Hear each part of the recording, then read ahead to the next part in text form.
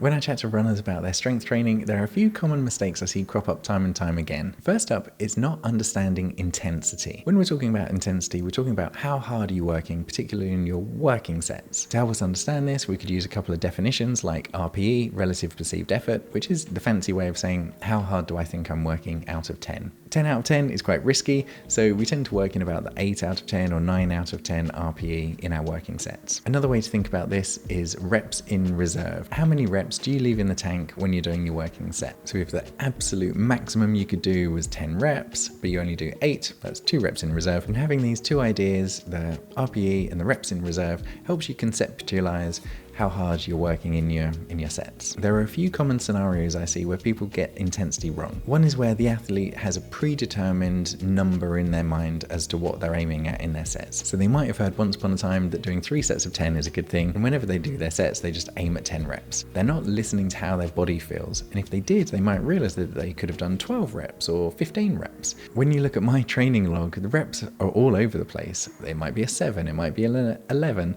I aim at a particular rep range, but where I land in that range is just going to be dependent on the day. I never go into a set predetermined with exactly how many reps I'm going to do. It's all governed by how I feel. Another common scenario where people make mistakes with intensity is at home. Someone might have bought a kettlebell once upon a time, and when they bought it, it felt heavy. But because of progressive overload and the fact that they're getting stronger, within a few weeks, that kettlebell isn't going to be feeling as heavy. So they either need to increase the reps or they need to make the movement a bit trickier by modifying the position and posture in their environment. But if they don't do those things and they're just doing the same number of reps with the same sets with the same weight, then they've got a problem.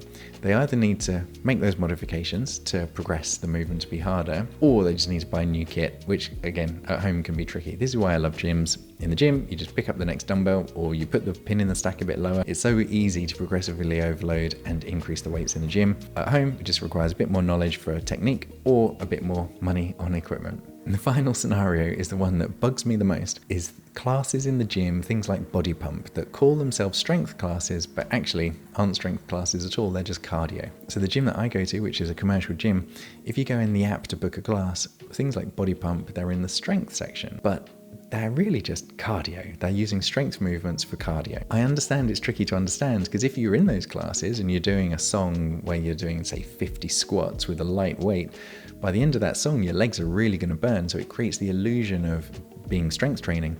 But actually that burning is just a lot of lactic acid because of anaerobic conditioning. It's not getting you anywhere near as strong as going into the weight section, putting some heavy weight on a bar and doing 5 or 8 reps of squats. If you want to make true strength adaptations, get out the body pump class, go into the weight section and lift some heavy things. The second key mistake I see runners making is that they prioritize nuanced running exercises over just pure fundamental strength exercises. I actually blame social media for this. It's hard to get noticed on social media just talking about fundamental things that we've known about for decades or even hundreds of years. In order to get noticed, people are talking about these weird and wonderful exercises that look a bit weird and different. The danger though is that if you scroll through their feeds, there's an illusion that that is where you get the maximum benefit. And it's just not true. In order to get maximum benefit as not just runners but human beings, we just need to be doing the fundamental things: squatting, hinging, pushing, pulling, twisting, lifting heavy. There is a time and a place for nuanced training, but as a percentage of my time, the vast majority of it is spent on just fundamental lifts. We're all busy people. We've got to get the maximum benefit from the least amount of time in the gym, and that's where fundamental lifts come in. And the final mistake I see people make is with their consistency. It's only by being consistent that you're going to make great gains, improve your running, but there's another key element to being consistent, and that actually ties into the biggest excuse I hear as to why people don't do strength training, and that's that when you're consistent you get less DOMS, the delayed onset muscle soreness. An excuse I hear lots of runners make is that they don't do as much strength training as they should because it aches so much. And I get it. When you don't do strength training very often, it really aches the next day. But that's because you're not consistent. When you're consistent with your strength training, the DOMS really reduces.